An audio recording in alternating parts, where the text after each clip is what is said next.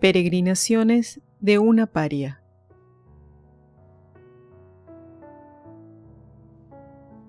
Por Flora Tristán.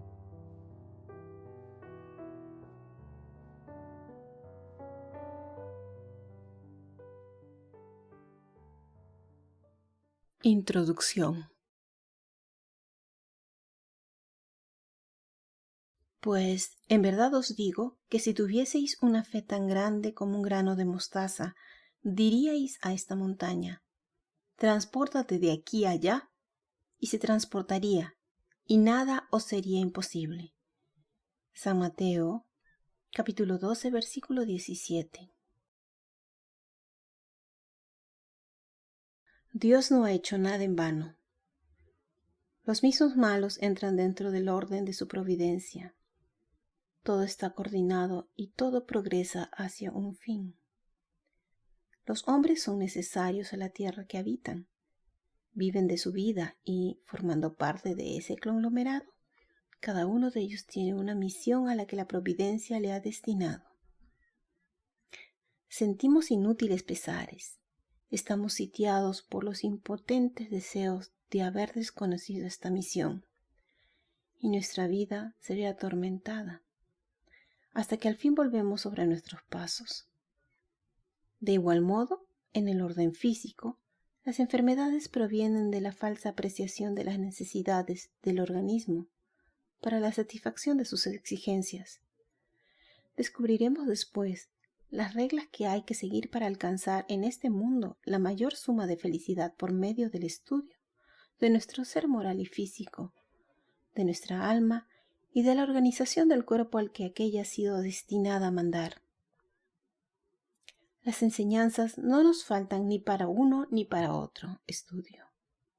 El dolor, ese rudo maestro, nos la prodiga sin cesar, pero no ha sido dado al hombre progresar sino con lentitud. Sin embargo, si comparamos los males de que son presa los pueblos salvajes con los que existen todavía entre los pueblos más avanzados en civilización y los goces de los primeros con los de los segundos, nos admiraremos de la inmensa distancia que separa a estas dos fases extremas de colectividades humanas. Pero no es necesario, para comprobar el progreso, comparar dos estados de sociabilidad tan alejados el uno del otro. El progreso gradual de siglo a siglo es fácil de verificar por los documentos históricos que nos presentan el estado social de los pueblos en tiempos anteriores. Para negarlo, es preciso no quererlo ver, y el ateo, a fin de ser consecuente consigo mismo, es el único interesado en hacerlo. Concurrimos todos, a pesar nuestro, al desarrollo progresivo de la especie. Mas en cada siglo, en cada fase de la sociabilidad, vemos a hombres que sobresalen de la multitud y que marchan como exploradores, muy por delante de sus contemporáneos. Agentes especiales de la providencia trazan la vía por la cual, después de ellos, prosigue la humanidad. Esos hombres son más o menos numerosos y ejercen sobre sus contemporáneos una influencia más o menos grande, según el grado de civilización a la que han llegado la sociedad. El punto más alto de civilización será aquel en el que cada uno tenga conciencia de sus facultades intelectuales y las desarrolle deliberadamente en interés de sus semejantes, sin considerarlo diferente del suyo. Si la apreciación de nosotros mismos es previamente necesaria para el desarrollo de nuestras facultades intelectuales, si el progreso individual está proporcionado al desarrollo y a la aplicación de estas mismas facultades, es incontestable que las obras más útiles para los hombres son aquellas que les ayudan al estudio de ellos mismos, haciéndoles ver al individuo en las diversas posiciones de la existencia social. Los hechos solos no son suficientes para hacer conocer al hombre. Si el grado de su progreso intelectual no se nos presenta, y si las pasiones que han sido sus móviles no se nos muestran, los hechos no llegan hasta nosotros sino como otros tantos enigmas que la filosofía, con más o menos éxito, intenta calificar. La mayor parte de los autores de memorias que contienen revelaciones no han querido que aparezcan sino cuando la muerte los ha cubierto de la responsabilidad de sus actos y palabras, sea que fuesen retenidos por una susceptibilidad de amor propio al hablar de sí mismos, sea por el temor a suscitarse enemigos al hablar de otros, sea que temiesen las recriminaciones o los mentís. Procediendo en esta forma, han invadido su testimonio, al que solo se presta fe cuando los autores de la época lo confirman. Tampoco se puede suponer que el perfeccionamiento ha sido objeto predominante de su pensamiento. Se ve que han querido hacer hablar de sí mismos dando pasto a la curiosidad y aparecer a los ojos de la posteridad distintos de lo que fueron sus contemporáneos, y así han escrito con un propósito personal. Disposiciones recibidas por una generación que ya no se interesa por ellas. Pueden ofrecer el cuadro de costumbres de sus antepasados, pero no podrán ejercer sino una débil influencia sobre las suyas. En efecto, es por lo general la opinión de nuestros contemporáneos lo que nos sirve de freno, y no la que podrá emitir sobre nosotros la posteridad. Las almas de élite únicamente ambicionan este sufragio. Las masas permanecen indiferentes. En nuestros días, los corifeos proceden de suerte que sus revelaciones testamentarias se publiquen inmediatamente después de su muerte. Es entonces cuando quieren que su sombra arranque violentamente la máscara de quienes precedieron en la tumba y a algunos de los sobrevivientes a quienes la vejez ha puesto fuera de escena. Así han procedido los Rousseau, los Fouché, los Grégoire, los Lafayette, etc. Así procederán los Talleyrand, los Chateaubriand, los Béranger, etc. La publicación de memorias, hecha al mismo tiempo que la nota necrológica o la oración fúnebre, ofrece, sin duda, más interés que si, como las del duque de Saint-Simon, aparecen un siglo después de la muerte del autor. Pero su acción represiva es casi nula. Son ramas de un árbol derribado cuyos frutos no son la sucesión del perfume de sus flores, y la tierra no los hará reverdecer jamás. El interés que se presta a los grandes acontecimientos induce generalmente a los escritores a representar a los hombres en medio de esos grandes acontecimientos, y les hace despreocuparse de mostrárnoslo interiormente.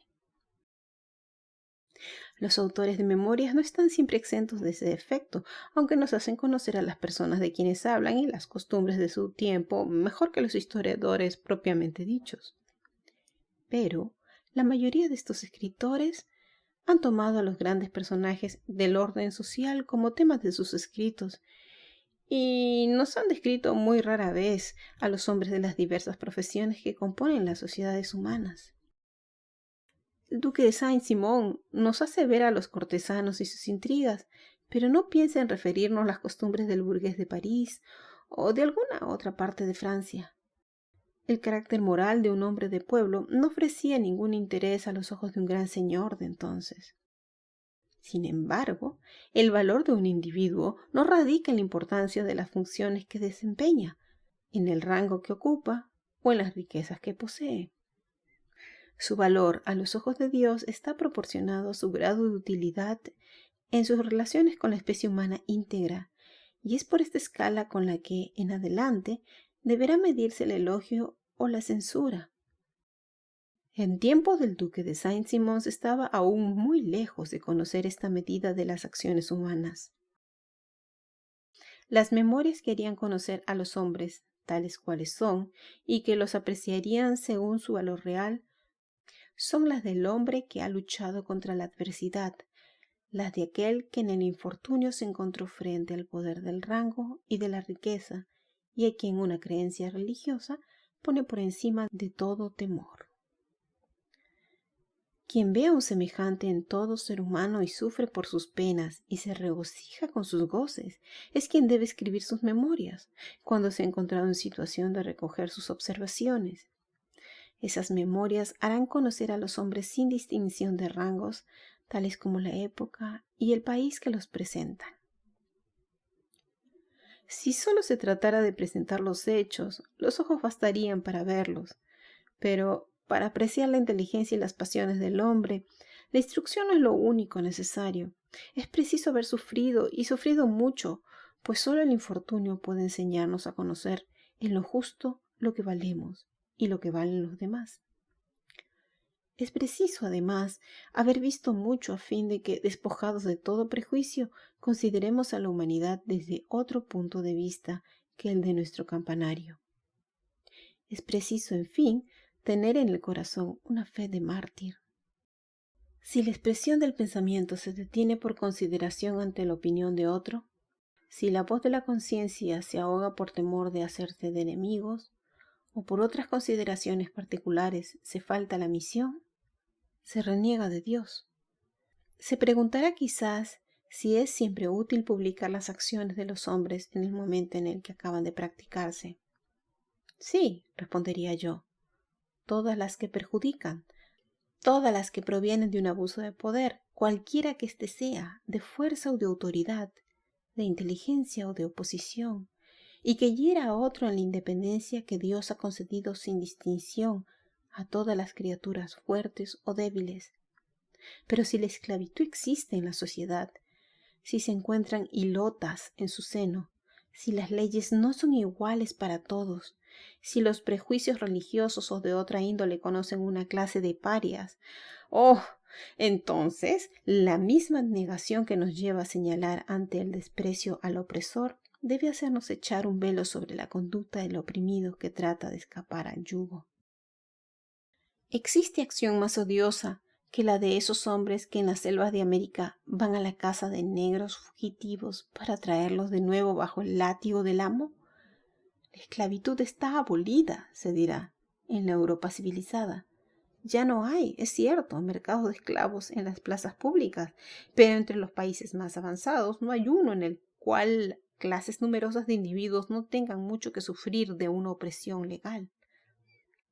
Los campesinos en Rusia, los judíos en Roma, los marineros en Inglaterra, las mujeres en todas partes.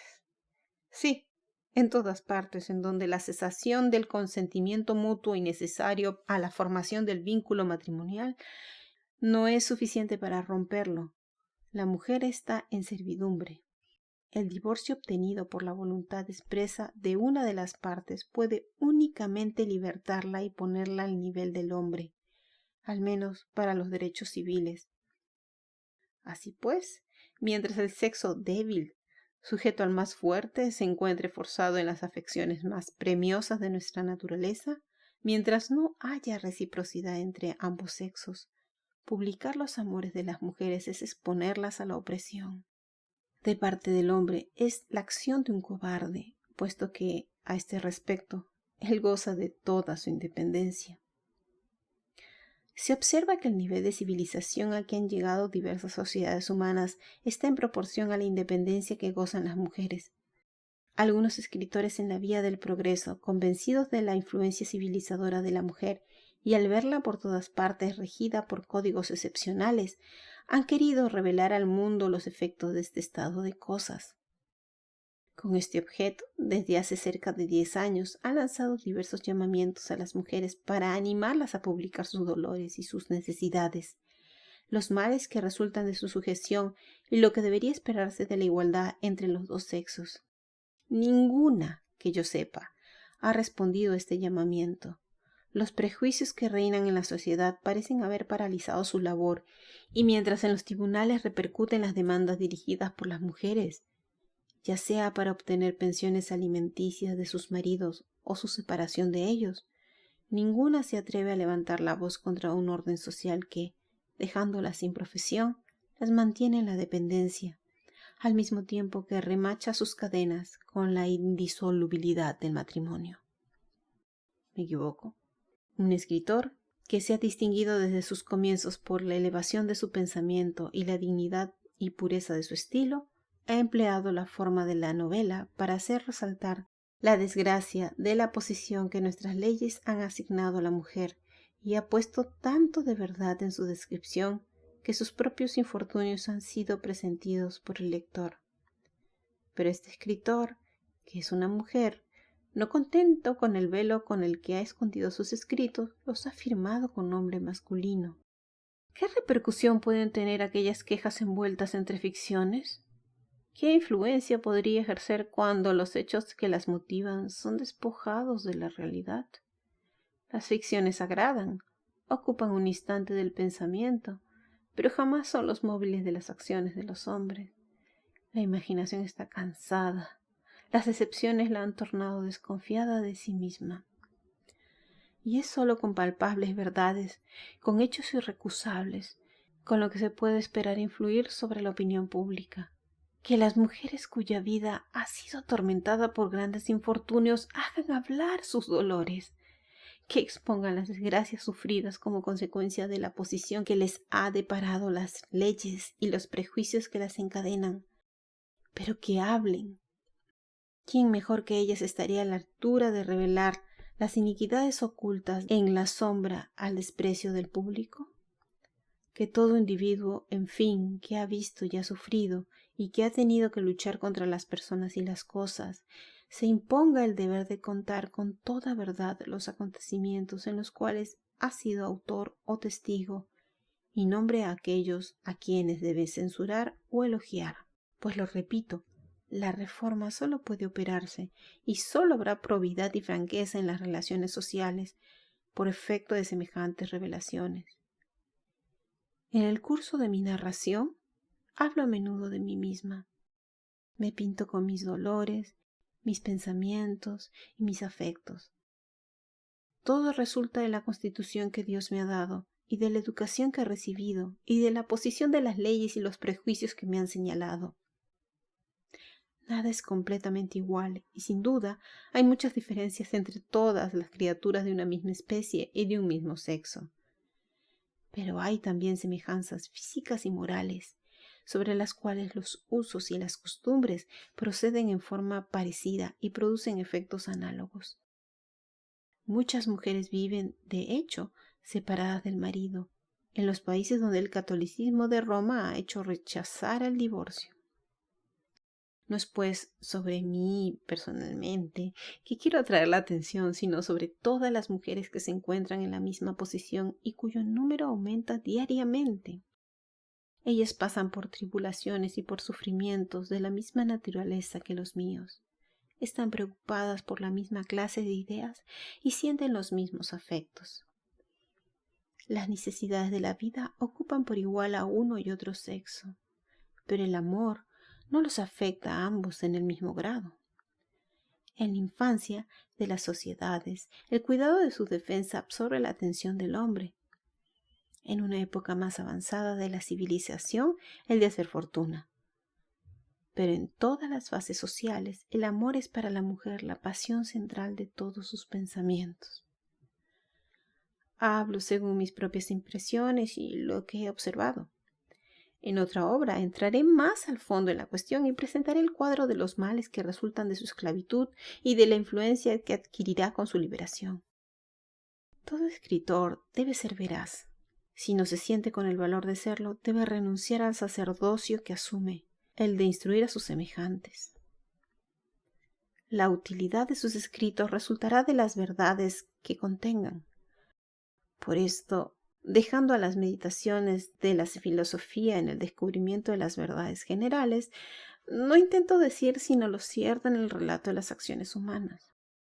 Esta verdad está al alcance de todos.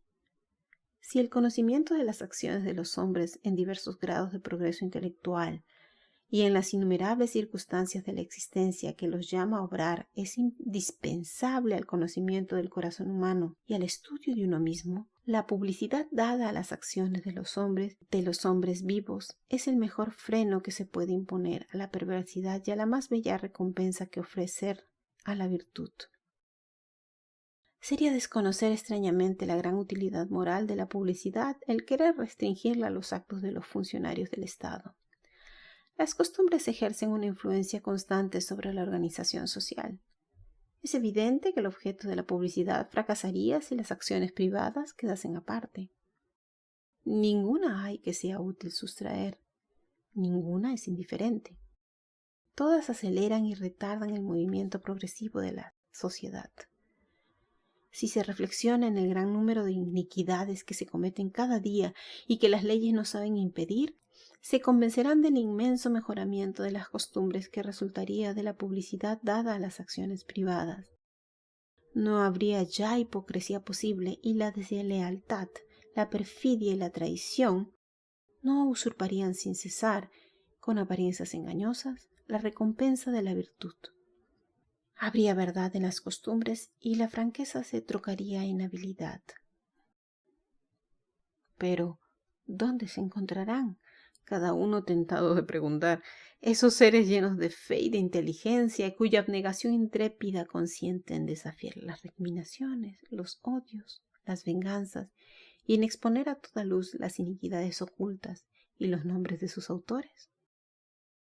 Para publicar acciones de las cuales uno está individualmente interesado, cometidas por personas vivas que habitan en el mismo país, en la misma ciudad, se encontrarán gentes que renuncien a todo interés humano y abracen la vida del mártir.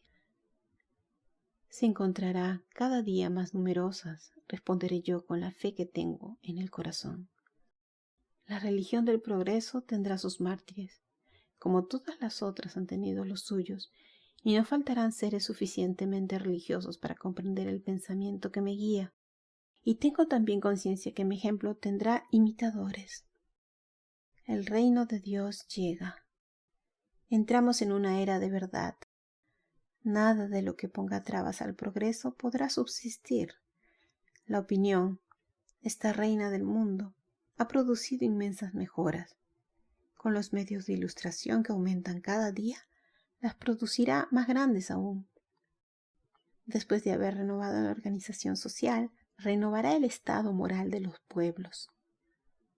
Al entrar en una nueva ruta que acabo de trazar, cumplo con la misión que me ha sido dada. Obedezco a mi conciencia. Los odios podrán levantarse contra mí, pero ser de fe ante todo. Ninguna consideración me impedirá decir todo cuanto he sufrido. Nombraré a los individuos pertenecientes a diversas clases de la sociedad con quienes las circunstancias me han puesto en contacto. Todos viven aún. Les haré conocer por sus acciones y sus palabras.